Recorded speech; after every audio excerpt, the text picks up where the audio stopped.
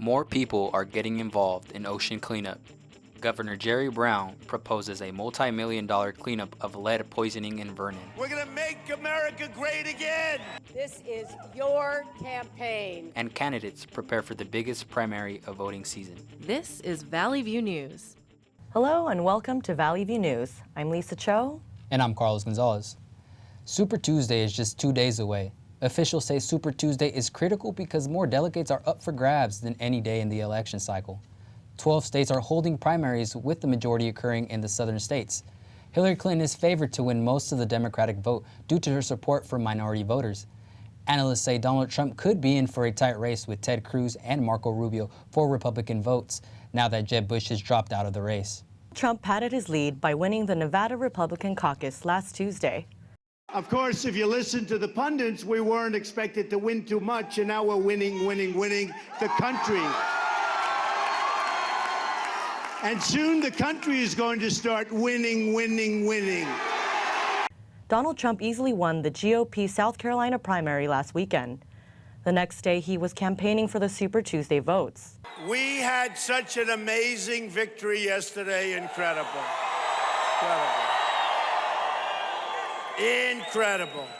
Or I'll tell you what, we're just going one after another. Are we going to win Georgia? Yeah. Senator Marco Rubio narrowly finished ahead of Senator Ted Cruz for second place in South Carolina. Jeb Bush officially quit the presidential race last week. Bush announced he was suspending his campaign 2 hours after polls closed in South Carolina last Saturday. Bush finished a distant fourth in the primary. Hillary Clinton defeated Bernie Sanders last weekend in the Nevada Democratic caucus. Analysts say minority voters helped carry Clinton to victory. In her speech, Clinton says she wants to give Americans equal opportunities when she's president. This is your campaign, and it is a campaign to break down every barrier that holds you back. We're going to build ladders of opportunity in their place so every American can go as far as your hard work can take you. Clinton won predominantly among older voters, while Sanders won the younger vote. A New York Times national poll says young Americans are voting for presidential candidates in large numbers this year. People ages 18 to 29 are contributing a third of the voter turnout. That is the same portion of the electorate as the baby boomer generation. The youth vote's biggest beneficiary by far has been Bernie Sanders. He attracted more than 80% of the young vote in both the Iowa and New Hampshire caucuses. The New York Times findings are mirrored here on campus. 55% of students surveyed by Valley View who say they are voting favor Bernie Sanders. When I look at a candidate, I want to know that the person I'm voting for isn't just saying what he's saying to get votes. Just the way he speaks about education and how he wants to make it free. I strongly believe in his free healthcare plan. I think it'd be much better than Obamacare, and also his student plan. This student explained why she favors Hillary Clinton. It would be really incredible to see a female president, and so that's where I'm a little biased in a sense. And some students are undecided. I've generally been pretty Democratic. I'm kind of moderate, but I didn't like the Bush administration and Donald Trump. I don't approve of his stuff, so I go the other way. 45% of the students in our unscientific study say they are not going to vote in the presidential election. Analysts say the Latino vote could be the key to the Democratic nomination. Hillary Clinton has overwhelming support in the African American community, and analysts said she was favored among Hispanic voters. But an exit poll concluded that Bernie Sanders defeated Hillary Clinton by 8 percentage points in the Nevada caucuses. Clinton's supporters challenged the poll, pointing out she defeated Sanders in heavily Hispanic Clark County. Oil markets jumped nearly 8% last week due to falling U.S. shale output. A rally in equities fed the idea that crude prices may be bottoming after their near 20-month collapse. Prices got a further boost after the International Energy Agency said U.S. shale oil production could fall by 600,000 barrels per day this year. Governor Jerry Brown has proposed a multi-million-dollar cleanup plan for the areas contaminated by Vernon Exide's battery recycling plant. Reporter Desiree Lopez has more on the story. Activists and city officials spoke at a news conference about the governor's proposal. The $176 million in cleanup funds is expected to ensure that homes, schools, daycare centers, parks within a 1.7-mile radius of the Exide battery recycling plant be tested. We won't stop fighting until the last house is cleaned. The county has already put in $2 million to begin with cleanup and assessment as well to help jumpstart. But we expect to get that money back to go after the responsible parties, like Exide and other businesses that were also careless in the way that they handled these hazardous materials. You know, environmental justice is not just about polar bears or little penguins or little cute animals. It has so much to do about people. The plant in Vernon shut down about a year ago. It was part of the community for more than 30 years. Nearby residents discussed their feelings. If it's in the environment and it's contaminated, however it is, the children are the ones who will feel something. I think Governor Brown did a good thing to lend money to the city so they can clean up the lead, because that affects the future generations. California regulators have estimated about 10,000 homes surrounding the Vernon area to be contaminated with this poisonous lead. We reached out to Exide for a comment, but are yet to receive a response. In Huntington Park, Desiree Lopez, Valley View News. Now let's go to Anna Logan with the latest in health. More Americans are overdosing on anxiety drugs, and it is unclear why. More than 5% of adults in the U.S. fill a prescription for benzodiazepine every year for conditions such as anxiety, mood disorders, and insomnia. Researchers at Albert Einstein College of Medicine in New York say the death rate from overdoses has quadrupled since 1996. They found a similarly large increase in the number of pills each adult was prescribed. A new study says coffee may protect the liver from alcohol. The study says drinking coffee may reduce the risk of developing cirrhosis of the liver. Researchers say that 1 cup of coffee a day reduces the risk of cirrhosis by more than 20%. The study says coffee is a complex mixture of chemical compounds, and it is unknown which of these is responsible for protecting the liver. Federal researchers say that more than a third of Americans are not getting enough sleep, putting themselves at risk for a wide range of diseases. The Centers for Disease Control and Prevention says only 65% of those surveyed said they get more than 7 hours of sleep per night. The CDC says that less than 7 hours per night is associated with an increased risk for heart disease, obesity, diabetes, high blood pressure, and frequent mental distress. The CDC recommends lifestyle changes such as going to bed at the same time each night and rising at the same time each morning. The report also urges employers to adjust their work schedule so their workers get enough sleep. Ohio Governor John Kasich has signed a bill blocking government funds to Planned Parenthood. The law prevents more than $1 million in funding from the state health department from going towards HIV testing, health screenings, prevention of violence against women. The legislation does not specifically mention the organization, but targets an entity that performs or promotes non-therapeutic abortions. The latest study of HPV, which causes cervical cancer, shows the prevalence of the virus going down despite immunization rates remaining low. Only 40% of girls and 20% of boys between ages 13 and 17 have received the immunization over the past 6 years. Experts say one reason for the low vaccination rates is HPV's association with underage sex, making some parents avoid the vaccination altogether. The vaccine is still optional and requires multiple doctor's visits to complete the 3-dose regimen. That's all for health news. Back to you.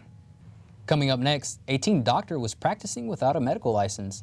And we have highlights from the Daytona 500.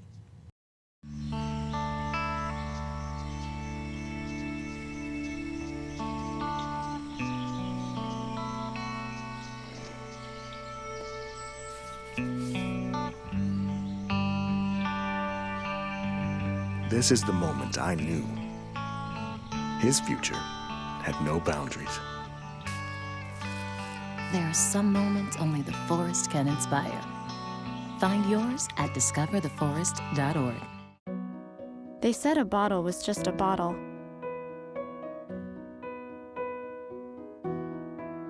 That no one would ever notice me.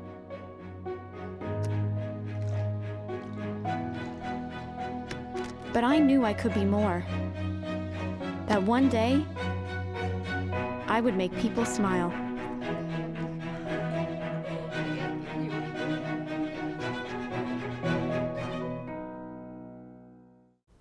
Everywhere that we go, he makes people laugh and makes people smile, and I feel like I have that quality. He's the one who always takes me fishing. I watch golf with him, and I watch him cook because when I grow up, I want to be a cook too. We have the same faces like this. Dad is the one, when you fall, that picks you up. That unconditional sense of presence and reassurance is really what makes him my father.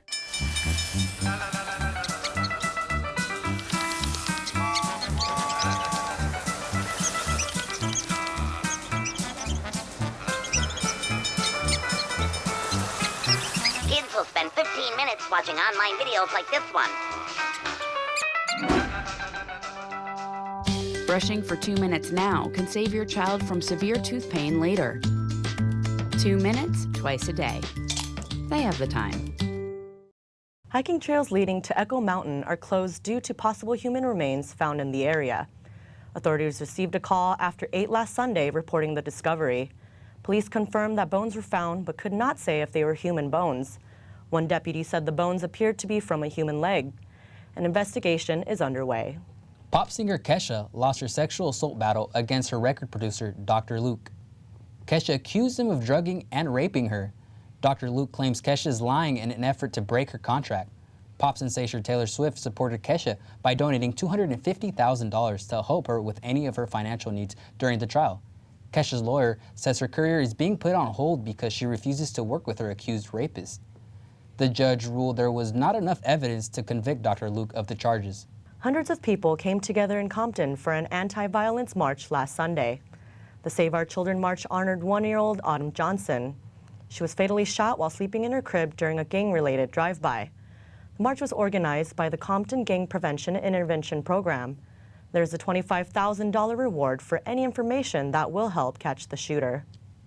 A Florida teen has been arrested for impersonating a doctor and practicing medicine without a license. 18-year-old Malachi Love Robinson invested $10,000 and opened up a clinic. Police say he posed as a medical doctor and treated patients. His clinic in West Palm Beach was called New Birth, New Life Medical Center. Robinson told ABC's Good Morning America that he did not portray himself as an MD. He says he utilized physiological, psychological, and mechanical methods such as air, water, light, heat, and earth to treat his patients. Florida says that it does not issue licenses for that type of treatment. Now let's go to Erica Sims with the latest news in sports. Thank you. The CSUN Athletics Department has partnered with Under Armour. The company will become the exclusive outfitter and supplier for Matador athletic teams and will provide game day footwear, apparel, and equipment. The partnership will begin in July. CSUN becomes the first public university on the West Coast to partner with Under Armour. The CSUN men's basketball team continues to fight for a winning record despite being banned from the conference playoffs. In January, the team announced a self-imposed ban after acknowledging academic violations by several players. Guard Kendall Smith says postseason plans may have changed, but the winning mentality of the players has not. We just have to understand that we have to play for the name on the front of our jerseys now. Obviously, we're unable to play in the postseason, but we still have to go out every night and compete at a high level.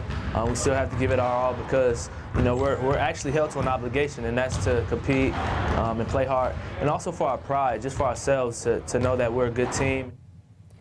As of last Thursday, the Matadors are 5-8 in conference play and 10-17 overall. The team will host UC Davis on March 5th in its final game of the conference season. CSUN women's softball team is looking to defend its title as Big West Conference champions.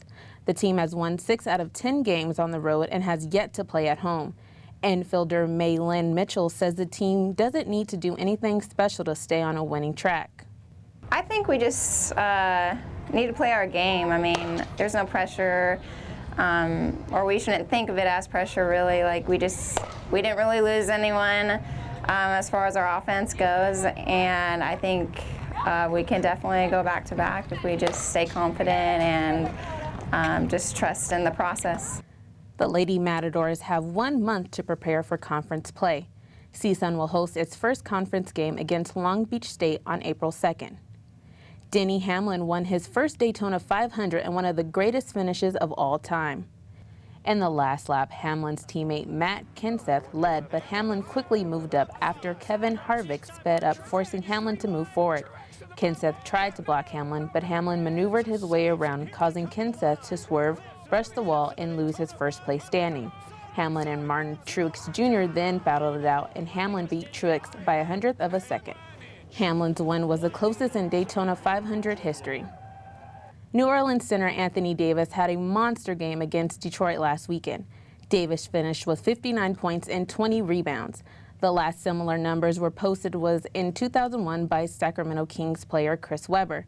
Davis broke the New Orleans franchise scoring record that was held by Jamal Mashburn in 2003 with 50 points. He is also the youngest player in NBA history to score at least 59 points, beating Jerry West by almost a year. The Los Angeles Lakers lost to the Chicago Bulls in Chicago last weekend, 115-126. Former teammate Pau Gasol introduced Kobe Bryant for the last time at the United Center. Bryant scored 22 points, Gasol had 21, and Derrick Rose finished with 24. Lakers coach Byron Scott says Julius Randle and Ricky D'Angelo Russell will start for the rest of the season. Bryant has 25 more games to play and 16 are at Staples Center. For the second time in 3 years, Bubba Watson has won the Northern Trust Open.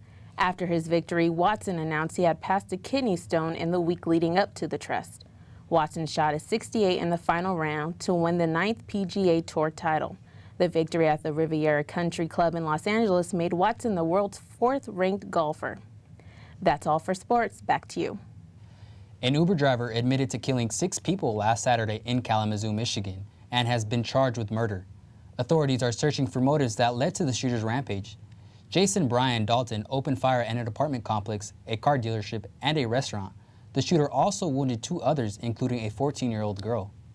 A Connecticut judge is deciding whether the Remington Outdoor Company should stand trial for manufacturing the weapon used in the Sandy Hook Elementary School massacre. Families of 10 victims filed the wrongful death lawsuit and want the manufacturer to be accountable for selling military-style weapons to non-military personnel. The company has declined to comment, but cited a 2005 federal law that protects gun manufacturers and dealers from any liabilities after a shooting. Coming up, the FBI wants access to an iPhone from one of the San Bernardino shooters. And a record-breaking cyclone hits Fiji. They told me a bottle couldn't dream. That I would never become a superhero.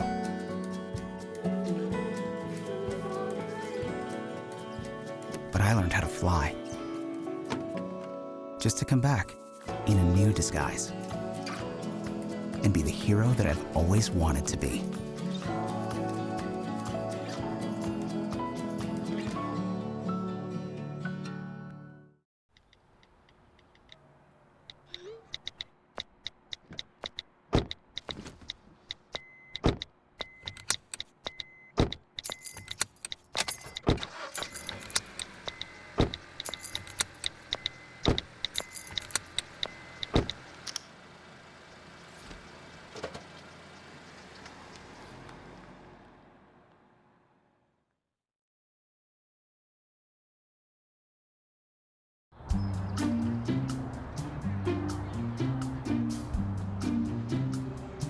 Don't worry, 74 people were picked before me in the NFL draft.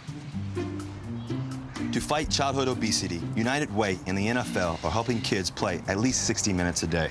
Okay, time for the team obstacle course. Yay! What this place needs is more healthy kids. To get involved or donate, go to unitedway.org/play60. Now I get it. Hart, what's going on? I'm leaving. Why? What did I do? Not enough. The pressure's too much. I quit. I get it. I can do better. Just please, don't leave. Don't let your heart quit on you. Get your uncontrolled high blood pressure to a healthy range before it's too late. A single ember that escapes from a wildfire can travel more than a mile. Get Fire Adapted now. Learn simple steps at fireadapted.org. A small plane crashed outside Whiteman Airport in Pacoima last Monday. No one was injured. The plane struck parked cars. The side wing was torn off the plane. The fire department says the pilot did a good job landing on an open road. Cause of the crash is under investigation. The next generation of mobile internet is quickly approaching. The mobile industry is pushing forward with 5G networks and will begin radio test Bedfield trials later this year. Ericsson president and CEO says the technological portfolio is constantly evolving to keep up with customers' demand. The 5G network is expected to launch in 2020. The battle between Apple and the FBI continues. Apple chief Tim Cook released a statement Monday refusing access to the FBI to unlock the iPhone of the San Bernardino terrorist. The FBI has been investigating all leads in the case and says the iPhone may contain information about the attacks. Apple has ordered to create special software that would allow the FBI to unlock the iPhone, but Apple has refused the court order. Apple believes that granting government access to customer data will open a backdoor to government overreach. Donald Trump called for a boycott against Apple last week. He says people should stop supporting the company until the technology giant helps the FBI break into the iPhone of one of the San Bernardino shooters. A senior Apple executive said the company would continue to fight on behalf of its customers. It's Oscar night, and along with it comes road closures and traffic jams. Hollywood Boulevard has been closed between Highland Avenue and Orange Drive all week and will remain closed until 6 a.m. Tuesday, March 1st. Some access is being allowed for residents, pedestrians, and emergency vehicles. Detailed maps of affected areas are available from the Hollywood Chamber of Commerce and on the Academy's website. Now let's go over to Alexis Liggins with the latest entertainment news. Thank you, Carlos. Well, it's that time again. The Oscars are here. In just a few hours, golden trophies will be handed out to the winners of the 88th Annual Academy Awards. Chris Rock will be tonight's host, and the show, which faced a lot of backlash and boycott. This is the second straight year Oscar voters have failed to nominate a minority in any of the major categories. Analysts say The Revenant, Spotlight, and The Big Short are the top runners for Best Picture. Latinos in Hollywood are among the least represented speaking roles for film and television, even though they make up 17.4% of the U.S. population. A study by USC Annenberg School for the Communication and Journalism Research showed that Latinos play stereotypes. Women are portrayed as over-sexualized and men are portrayed as dominant or macho. The National Hispanics Foundation for the Arts say that the broader the targeted audience, the more Latinos play stereotypical roles. The smaller the targeted audience, it says, the more they play leading roles. The movie The Race, about Olympic champion Jesse Owens, hit theaters last weekend. Owens' three daughters worked closely with the film's director to make sure the movie was accurate from a historical perspective. Owens won 4 gold medals at the 1936 Berlin Olympics. Owens' daughters say that they are happy that their input was instrumental in shaping the narrative. Race is the first feature film focused on the track and field icon. And keeping with The Race, they came in the 6th at the box office, earning $7.3 million last weekend. Risen took the 3rd spot, earning $11.8 million. Kung Fu Panda 3 came in 2nd, earning $12.5 million, and The Deadpool continues to dominate the box office for the 2nd straight week, earning $55 million. Deadpool is expected to be one of the most successful R-rated movies. Funeral services were held in Monroeville, Alabama for Pulitzer Prize-winning novelist Harper Lee. She died last Friday at the age of 89. Lee wrote the iconic novel To Kill a Mockingbird. Services were held at First United Methodist Church in Monroeville. Before she died, Lee requested she be remembered in a private funeral with no media attention and only attended by close loved ones. Lee was buried at the family burial site. To Kill a Mockingbird was published more than 50 years ago. Last year, a second novel, Go Set a Watchman, was published. The novel was drafted before To Kill a Mockingbird. That's all I have for entertainment. Back to you all with more news. Thank you, Alexis. The United States and Russia have agreed to ceasefire in Syria. The ceasefire is scheduled to begin this weekend. It involves the Syrian government and most opposition groups, but officials say it does not cover the Islamic State, the Nusra Front, or any other terrorist organizations. Officials say Russia is expected to continue its air campaign. Russia says it is targeting terrorists, but the U.S. says the Russians are hitting moderate opposition groups and civilians. The United States has announced it will aid South Korea in military drills scheduled for March. The drills will be held on the Korean Peninsula as a warning to North Korea after their threats to use nuclear weapons. 15,000 U.S. troops will assist in the field training exercises. Across Europe, gay, lesbian, and transgender Syrian and Iraqi refugees say they were being verbally and physically attacked in shelters. Some say they have been forcefully kicked out of shelters. Most of the abuse has been from other refugees. Germany's Lesbian and Gay Federation has counted 106 acts of violence against gay and transgender refugees from August to January. A tropical cyclone in Fiji has killed 20 people. Cyclone Winston hit Fiji last Saturday night. It is the most powerful storm ever recorded in the southern hemisphere. The winds reached 184 miles per hour. More than 8,000 people are in shelters. Schools have been closed and are being used as shelters for those who have been left homeless. The weather is expected to cool down to the mid-70s as the week goes on. Right now, Los Angeles and the San Fernando Valley are experiencing a warm weekend with highs in the 80s and lows in the 50s. Keeping our oceans clean is important to our environment, but not many people understand the severity of the problem. The ocean produces half of the oxygen in the air we breathe, and it is essential for providing the water we drink. Valley View News reporter Delmy Moran has more on the dangers of ocean pollution. Our California coastlines have always been enjoyed by generations past. It wasn't too long ago when our beaches were clean and full of life, but today our beaches are starting to look less like a vacation getaway and more like a dump. Volunteers from Heal the Bay are helping to maintain a clean environment and educate themselves on the importance of having a sustainable ocean. Well, we learned today that microplastics are actually becoming a very big problem. So plastics will get smaller and smaller and be washed out into the ocean. And even the things that you eat, like salt or even some fish that you might buy, could have traces of microplastic in it.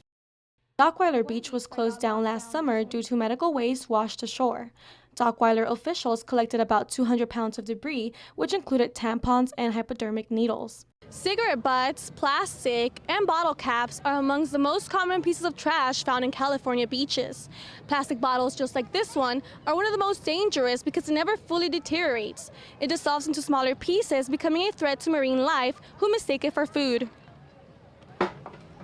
Volunteer manager at the Santa Monica Aquarium, Mikey Kesterson, explains how this pollution affects us as humans. If humans digest fish that eat a lot of plastic that ends up in the ocean, it accumulates for a long time. It can cause birth defects and a lot of different diseases that would end up hospitalizing you. The storm water, after it rains, will actually wash it out into the ocean. So they say about after it rains, you shouldn't go in there for about a week because you can get sick, and you should always stay at least a football field length away from all the storm drains. Storms like El Nino are predicted to bring heavy amounts of trash. Heal the Bay's beach programs manager, Elise Arenas, explains how leaving trash on the streets creates urban runoff. But oftentimes a lot of trash, so everything you can see and everything you can't see. So this includes chip bags, styrofoam, anything physically that gets stuck in these, but also fertilizers, pesticides, bacteria, all that good stuff, not so good stuff, gets washed down. If we follow this underground, the catch basin will go down and meet with underground pipes and channels. It'll meet with rivers and streams, and then it will flush out into the ocean, and the trash gets flushed with it. So. Volunteering for any type of organization can help keep our planet healthy. Organizations like Heal the Bay and Tree Musketeers come out to collect trash and restore our environment. Kids and adults are welcome to join this movement.